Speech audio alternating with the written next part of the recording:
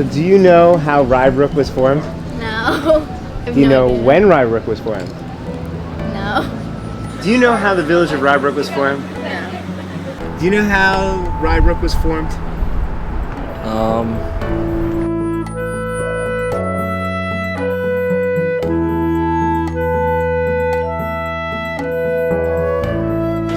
Do you know how the village of Rybrook was formed? No. Do you know how the village of Rybrook was formed? No. Do you know any of the people who helped form it? Nope. Yes, because you told me. If I didn't tell you, would you have known? No. Do you know how they got the name Rybrook? Do you know how the village of Rybrook was formed? No, I don't know. Would it surprise you to know that it's about taxation without representation? Yes. It's understandable that our kids aren't experts on how Rybrook came to be. But while celebrating the 30th birthday of their village, it certainly seems time to remind them. While today everyone enjoys the actual brook which runs through town, the open spaces, the quiet and beautiful streets, and our highly acclaimed school district, it's all a vision that wasn't a certainty in the early 80s. This is a story of how a band of ordinary citizens began a uniquely American journey, which has led to today's Rybrook. Do you know how Rybrook was formed? I think it was separated from Portchester in 1982. I know that it was formed in 1982, and before that it was part of the town of Rye. You got a guy that's laid back here, I tell you something. My name is Jack Cabsinell, and I was the mayor of Rybrook, the very first mayor. It was just a neighborhood action. Everybody wanted to be part of it. They put in their time, they put in their money, because we had to come up with money for things too, and they were there. Back in 1982, I was part of the steering committee of the Independent Civic Association, which was the group that actually formed the village of Rybrook. My name is Amy Schoen, and in 1982 I was working. I was a working mother at that time, which was rather unusual for Rybrook. I'm Richard Abel, and I was editor and publisher of the Westmore News back in 1982. My name is Joan Feinstein, and I know where we were in 1982 because we moved here in January of 1982. And not only did we move here, I was pregnant at the time with our son, who was born in June of 1982.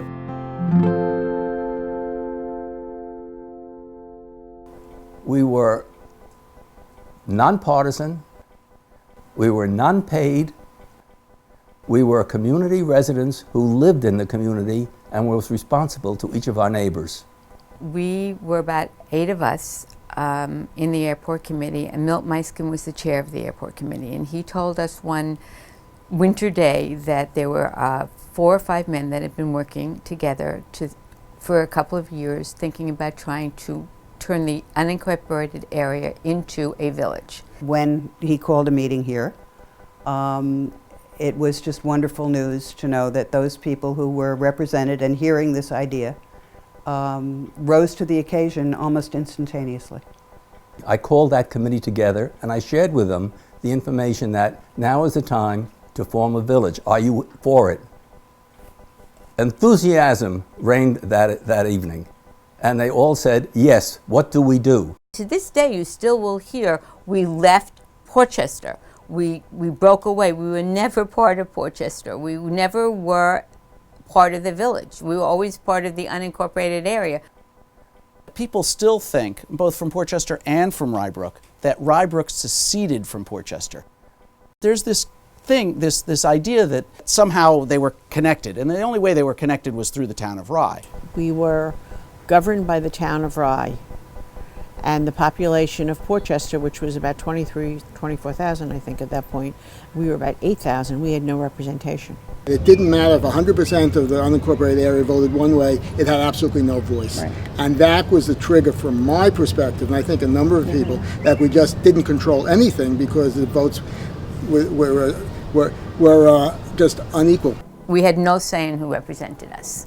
None. We were outvoted by a great majority, and this was of great concern because a lot of people who lived here at the time had worries about whether or not they'd be able to continue to live here because we would be paying exorbitant taxes. The part we were in no longer had any representation, and therefore we found and fussed around and all and did something to see if we could change and still have one man, one vote. So by the fact that we were able to form a village, we had our own direct representation. And the Chappie Pasilipo, who was the town supervisor, was very quietly backing us. Anthony Chappie Pasilipo was the supervisor of the town of Rye for many, many years. He was a Portchester-grown person. He was a former mayor of Portchester, but he had great vision.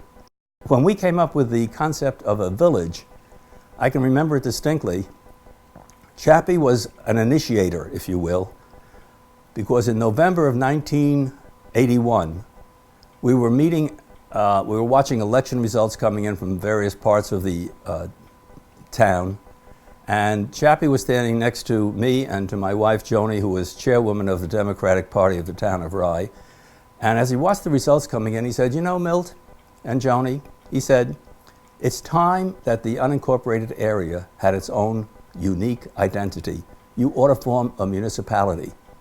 And we in turn said to him, "Will you support it if we do?" And he said, "Definitely." He said, "I believe in self-determination. I believe people should have the freedom and the initiative, if they want it, to form their own municipality, and I will support it." They took a look at all this unincorporated land in Westchester and decided, hey, let's make a village of it. So they took a little bit of this, a little bit of that, and they came up with Rye Brook Village. The main reason for starting the movement for a village was the need to have full representation. Based on the nature of the law before, we did not have full representation. We did not have the one man, one vote guaranteed us by the Supreme Court. It's not a question of self-pride, it's a question of community pride, because this was done not by any one individual, any two individuals. It was done by citizens who really wanted to have self-determination of how their votes were cast, how they were governed, how their services were provided. Several of us, meeting in my living room, as a matter of fact, decided that maybe there's something we can do.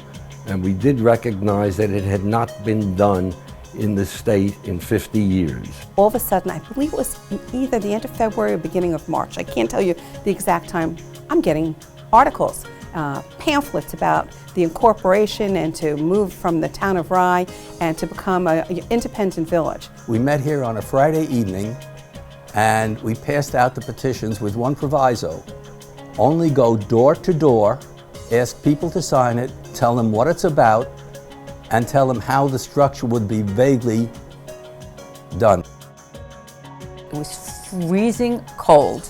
We divided up, about 4 of us went with the original 4 or 5 men. We walked house to house throughout the entire community to get people to sign the petition. We were out in the street with our kids, and people were walking around, and we were saying, what's going on? And they explained it to us, and we said, how can we join?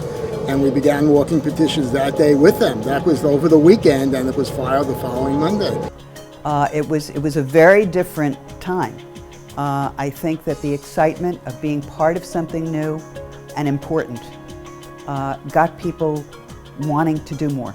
We got 1,500 signatures that weekend, Saturday and Sunday.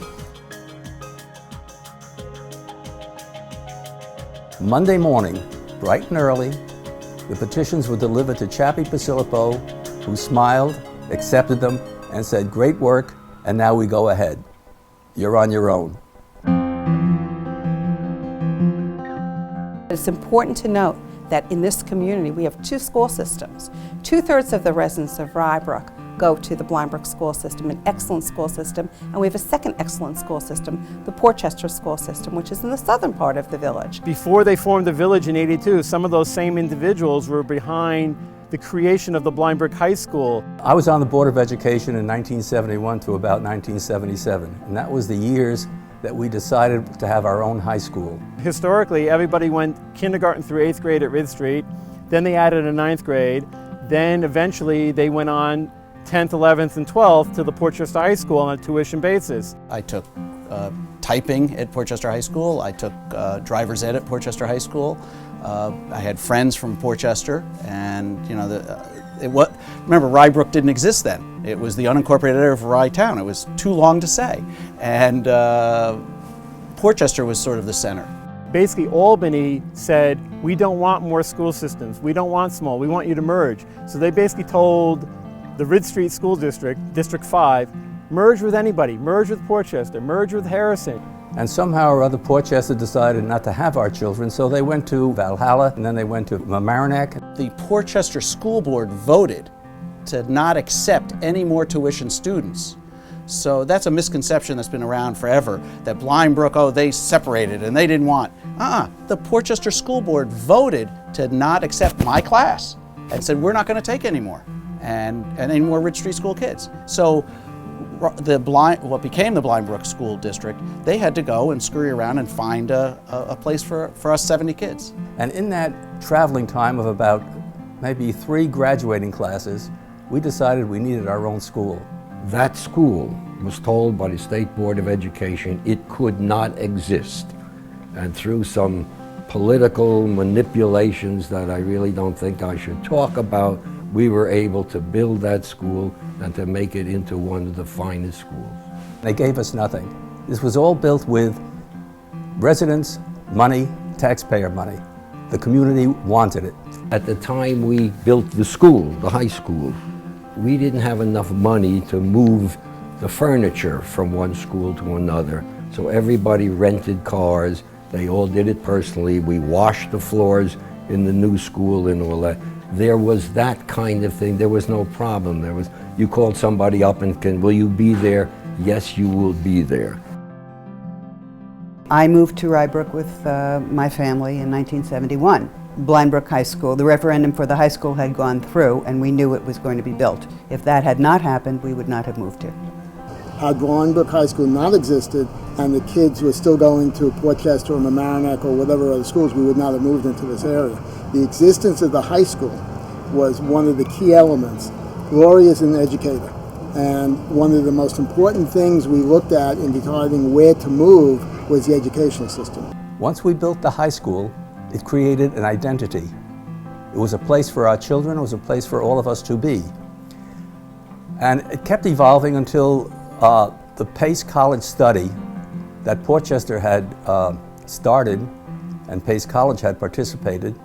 One of their options was to eliminate the village of Portchester and take all of the town of Rye into one governing body, which would have almost eliminated our identity as a separate unit from Portchester. The Pace study had shown that to help our neighboring community of Portchester, they should start annexing off Rye Ridge Shopping Center, I guess the Rye Town, Hilton, wherever they could find a substantial tax base. The point of the entire story, as you probably know by now, was the Pace study and the ability to control one's destiny.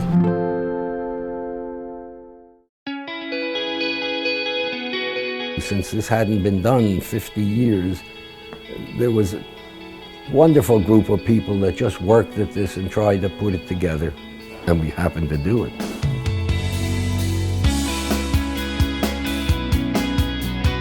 Crawford Mansion was a centrally located area in the unincorporated area of the town of Rye. It brought in the northern part of it, the southern part of it, the eastern part of it, the western. It brought in all segments of the area. It was on a main road, right on Ridge Street.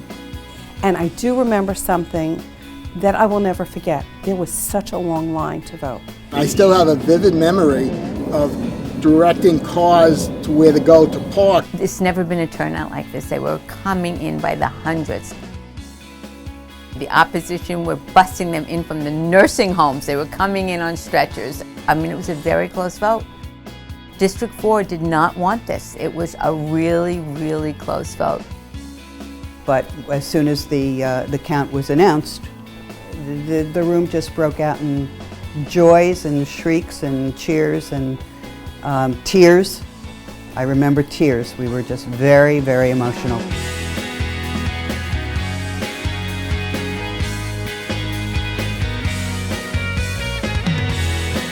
People were excited. I mean, we're on our, it was very emotional. I get choked up a little by that, but it was very emotional. It was a very exciting time because it really got a whole community, almost everybody in that community had an opinion on whether it should happen or not. It was an extraordinary event to be part of. It was the impetus of wanting to do more. And this is a beginning. It's not an end. It's just the beginning. But what a wonderful beginning it was. It's an interesting name, isn't it? First of all, I always think a cachet of two names is something, really very nice about two names. Just sounds good, especially when the first word is short. Well, you had the town of Rye, which we've always been part of since 1660, this area, when the town of Rye was settled. Chappie was involved in it. They decided that at least it had to have the name Rye in it. You have the Blind Brook, which forms our boundary with the town of Harrison. We were trying to bring in, since it was the town of Rye, and something about Brook. And I know there was a gas station in Rye.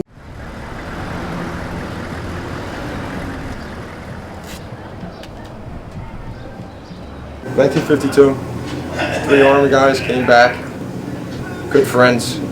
They pretty much figured, they go, I know how to do this, I know how to do that. Pooled up the money, put together a shop. And at the time, still just town of Rye, you had the brook behind us. And at the end of the day, you had Rye Brook Service. Pretty much till this day, you still have one of the original owner's sons here, going on 60 years. Joining Rye and the brook together, I think it was a really creative name.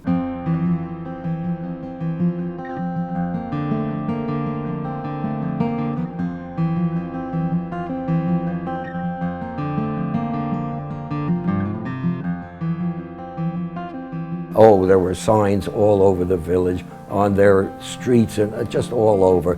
People were into this game. Wherever it was they were going to vote, they were into it. They knew this was their place, and they got to make it work. Oh yes, there were many, many heated debates.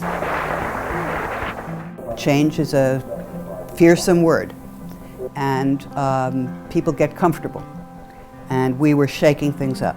We clearly wanted Jack. I mean, we really believed he was like the father of this whole thing. Jack was a very strong candidate, and I think he was knowledgeable. He had a way of communicating with people. And our first speaker will be Dr. Jack Cabsinel.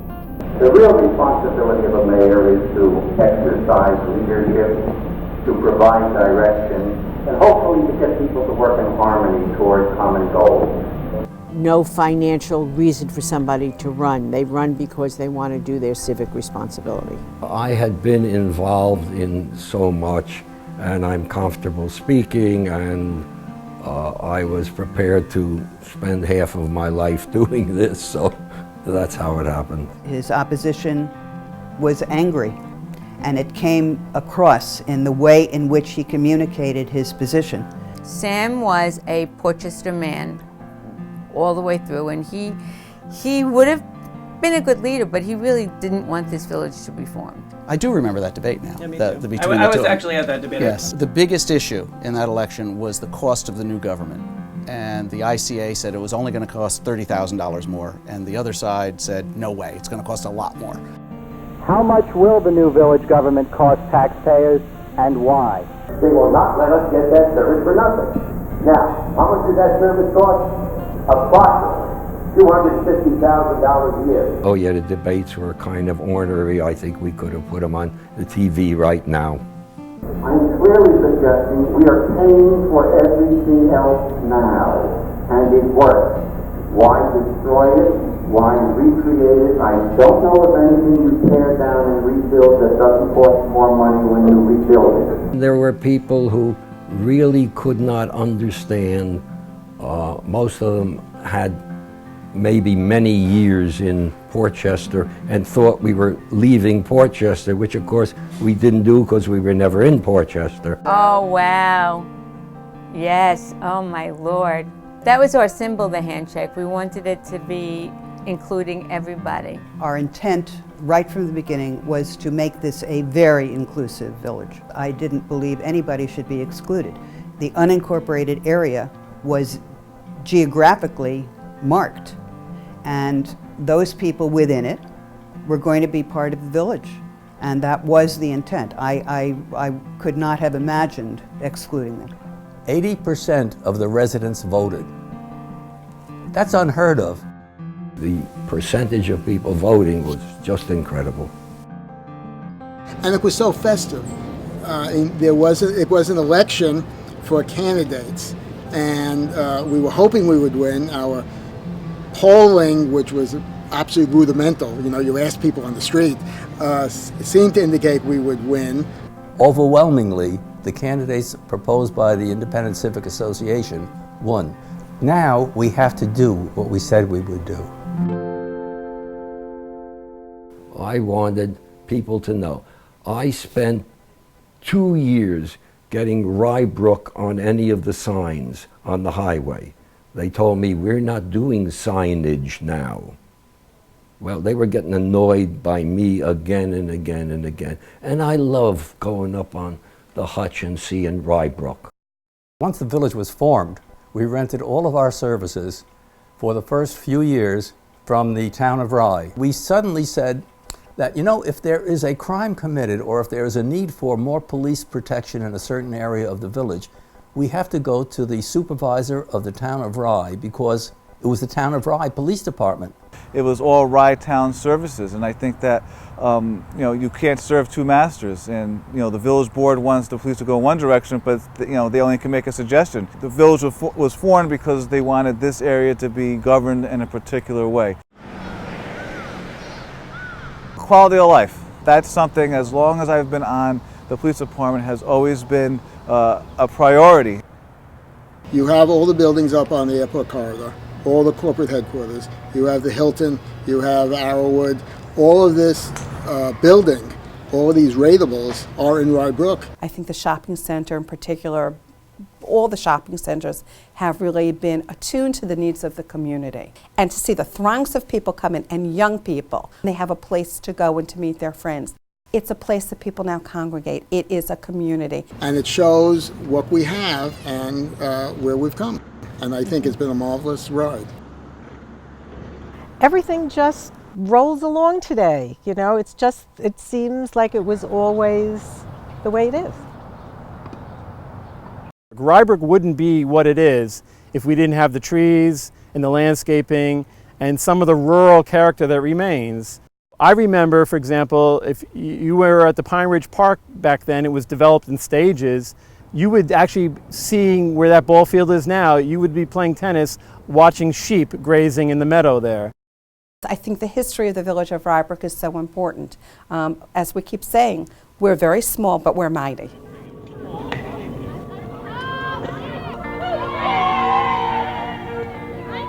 I think even the people here now don't even have any idea how hard it was, or they just know Rybrook. The democratic process said, this is what we want, and I think it became very successful. I really give credit to the original founders for having that vision. It's why we were founded in the first place. We can go back to 1776. And most people don't know they're making history when it's being made. Right. And that was really exciting. And we'll never forget it. It's part of us. It was hard work, and it was fun, and we had a place to go, we had a sight to see, and it was just a wondrous time. It was one of the best experiences of my life. It was just exciting. It was elation. It was very fulfilling. In the end, the vision was always to have a nice place to live, and I think that's been accomplished. We're still living here. We enjoy living here. We've enjoyed watching the community grow and flourish and take on a life of its own.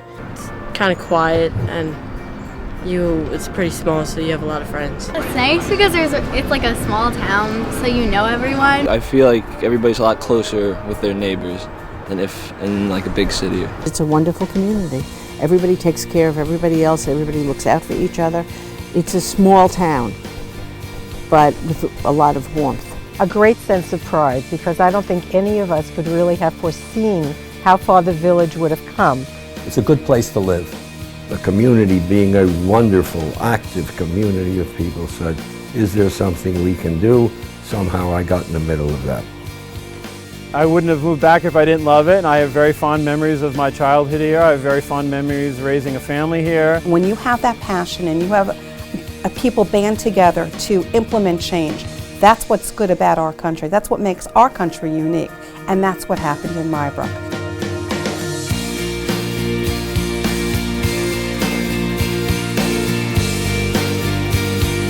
If there was a national anthem of Rybrook, what would it be? The sun'll come out in Rybrook. Bet your bottom dollar that in Rybrook there'll be sun. Just thinking about Rybrook. Oh, that's awesome!